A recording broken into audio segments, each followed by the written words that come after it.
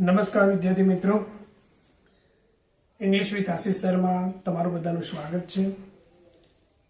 આજે આ વિડીયોમાં આપણે ફંક્શન જે સિરીઝ શરૂ કરી છે તેમાં ભાગ 2 ફંક્શન 2 જેનું નામ છે હેબિચ્યુઅલ પાસ્ટ, એને હેબિચ્યુઅલ એક્શન ઇન પાસ્ટ પણ કહેવામાં આવે છે। હેબિચ્યુઅલ પાસ્ટ અથવા તો હેબિચ્યુઅલ એક્શન ઇન પાસ્ટ એ ભૂતકાળની ટેવો દર્શાવે છે। કોઈ પણ ક્રિયા હોય, કાર્ય હોય, જો ભૂતકાળની ટેવો દર્શાવતું હોય તો ત્યારે આપણે હેબિચ્યુઅલ એક્શન અથવા તો હેબિચ્યુઅલ પાસ્ટ ફંક્શનનો ઉપયોગ કરતા હોઈએ છીએ, જેમાં આપણે એક શબ્દને ધ્યાનમાં રાખવાનો છે। કોઈ પણ વાક્યને જ્યારે આપણે ફંક્શનના વાક્યને ઓળખવું હોય તો એના શબ્દ સમૂહો જે હોય છે એ શબ્દ સમૂહોને આપણે ધ્યાનમાં લેવાના હોય છે અને એની વાક્ય રચનાને પણ આપણે ધ્યાનમાં લેવાની હોય છે। આગળના ફંક્શનમાં આપણે ભણ્યા હતા જે રીતે, એ જ રીતે આ ફંક્શનમાં આપણે એનું વાક્ય રચના, એના ઉપયોગો ઉદાહરણ સાથે સમજવાનો પ્રયત્ન કરીશું। તો ચાલો સૌપ્રથમ જોઈએ સૂત્ર। સૂત્ર અહીંયા એટલે કે વાક્ય રચનાઓ બે પ્રકારની છે। પહેલી વાક્ય રચનામાં કર્તા પછી તરત જ યુઝડ ટુ હોય અને એના પછી V1 એટલે કે વર્બ 1 વર્તમાન કાળનું ક્રિયાપદ આવતું હોય છે। યાદ રાખવાનું કે ટુ હોય પછી તરત જ ક્રિયાપદનું મૂળ રૂપ જ આવે, બીજું કોઈ ક્રિયાપદનું રૂપ આવતું નથી। આ સાદી વાક્ય રચના છે। જ્યારે બીજા પ્રકારની વાક્ય રચનામાં કોઈ હેલ્પિંગ વર્બનો ઉપયોગ કરવામાં આવ્યો હોય, જેવા કે એમ, ઇઝ, આર, વોઝ, વર, ત્યારે યુઝડ ટુ પછી આપણે આઈએનજી વાળું ક્રિયાપદ એટલે કે વર્તમાન કૃદંત ઉપયોગમાં લેવાનું છે। આપણે ઉદાહરણ લઈશું અને ઉદાહરણને સમજીશું તો તમને આ વાક્ય રચનાઓ સરળતાથી યાદ રહી જશે। ઉદાહરણ નંબર 1, જેમાં કહે છે કે when my father was in Surat, તમને ખાલી જગ્યા આપેલી છે અને પછી ખાલી જગ્યા પછી કહ્યું છે કે હેબિચ્યુઅલ પાસ્ટ। પરીક્ષામાં આ રીતે પૂછાતું હોય છે, ઘણી વખત આખું ઉદાહરણ આપેલું હોય છે અને એ ઉદાહરણમાંથી તમને બ્રેકેટ્સમાં ઉપર ઘણા બધા ફંક્શનો આપી દીધા હોય અને તમારે એને પસંદ કરવાનું હોય છે કે સાચું ફંક્શન કયું વપરાતું છે। તો આ પ્રકારની વાક્ય રચના તમને આપેલી હોય છે।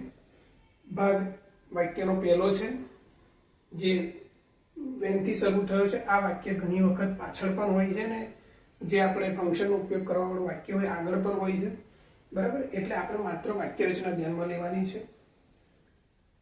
વાક્ય શું કહે છે કે when my father was in Surat, જ્યારે મારા પિતા સુરતમાં હતા ત્યારે, જુઓ આખી વસ્તુ ભૂતકાળની છે અને તમને કહ્યું છે હેબિચ્યુઅલ પાસ્ટ કે એ વખતે એમને ટેવ હતી એ બતાવવાનું છે। શું હતી?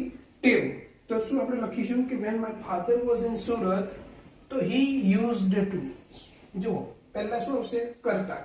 અહીંયા was નો ઉપયોગ થઈ ગયો છે, બરાબર?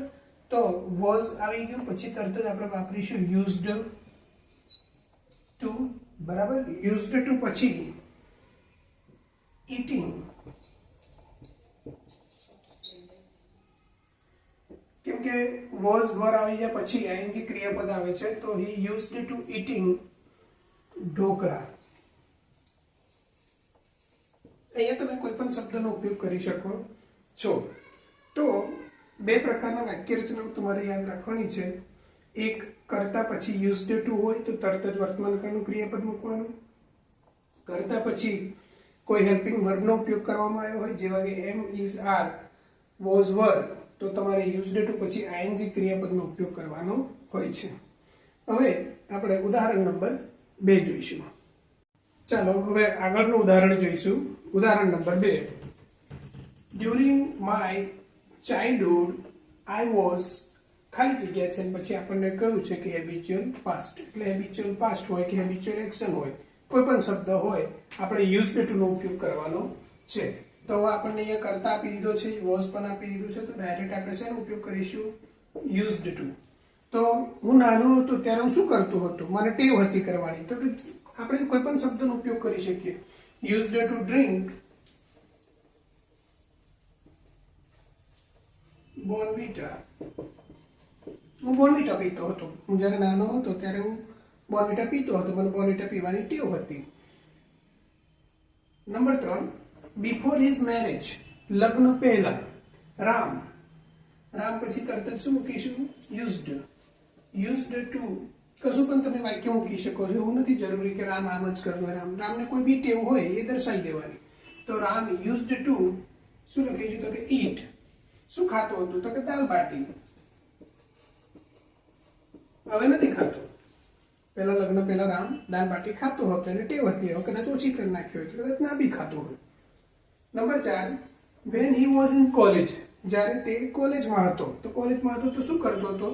તો કે he, અહીંયા કરતા નથી આપ્યો એટલે આપણે કરતા મૂકવાનો છે. તો he used to, બરાબર, કોઈ પણ વસ્તુ લખી નાખો તમે એમાં. Study hard. એ કોલેજમાં હતો ત્યારે સખત મહેનત કરતો હતો. when he was in college, જ્યારે કોલેજમાં હતો તો he used to study hard. તે સખત મહેનત કરતો હતો. નંબર 5, in સાબરમતી આશ્રમ. સાબરમતી આશ્રમમાં ગાંધીજી. ગાંધીજી આપણે ઓલરેડી કરતા આપી દીધો છે તો ડાયરેક્ટ મૂકો used to sing prayer. Gandhiji prayer ગવડાવતા હતા. when we were in school, જ્યારે અમે સ્કૂલમાં હતા ત્યારે.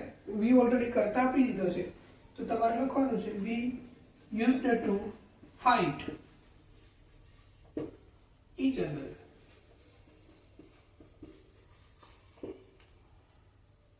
કરતા આપી દીધો છે એટલે ડાયરેક્ટ આપણે યુઝડ ટુ પછી ક્રિયાપદ અને બાકીના શબ્દો. તો આ હતા આપણે હેબિચ્યુઅલ પાસ્ટ અથવા તો હેબિચ્યુઅલ એક્શન ઇન પાસ્ટ ના વાક્ય રચનાઓ અને એના ઉદાહરણો. વિડીયોને વારંવાર જોજો જેથી તમને હેબિચ્યુઅલ પાસ્ટ, હેબિચ્યુઅલ એક્શન, આ ફંક્શન તમને આવડી જાય. અને મારો વિડીયો ગમ્યો હોય તો લાઈક કરજો, સબસ્ક્રાઇબ કરજો અને શેર કરજો. ધન્યવાદ. Thank you.